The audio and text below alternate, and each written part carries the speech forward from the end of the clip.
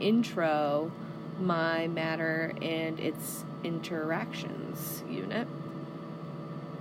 Okay, here are the supplies and the costs. Here's the do now question I would start the lesson with. I would ask students, what makes a substance pure, a mixture, or a compound? And I included that graphic so they could think about what it means to be any of those three things. And then I wanted them to actually look at the substances that go into the science dough. And I want to give them this data table. There's actually a little more to this table that I'll reveal soon, where I want them to look at each ingredient and make a guess about if it's pure, a compound, or a mixture, and then to tell me why, and then to do a little research on each of those substances. Okay, here's the rest of the data table that I was talking about.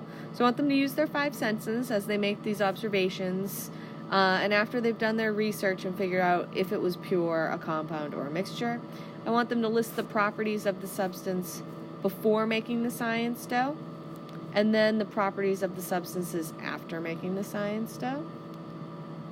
Then after we make our science dough, we can actually create circuits and then test our circuits. I would use the help of Anne-Marie Thomas. We've all seen that video, so I'm not going to show it to you here, but here is my test circuit video.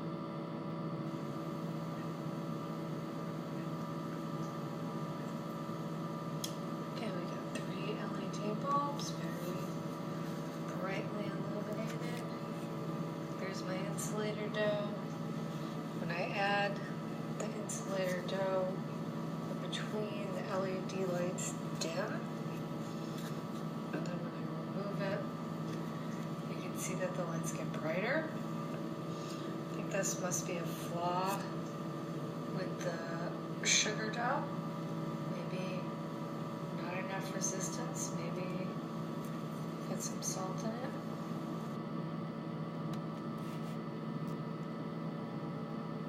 Okay, I think if I were to continue this lesson, I would actually try to have the kids add more salt to the salt dough to see if that had an impact on the conductivity, or I would add more sugar to our resistance dough to see if that had an impact also. To conclude the lesson, I would ask them to analyze and interpret their data tables and to answer the following questions. What kind of substance is science dough? Is it a compound? Is it a mixture? Is it pure? After we combined all of those ingredients, did they keep any of their original properties? Were any atoms in the ingredients lost or rearranged?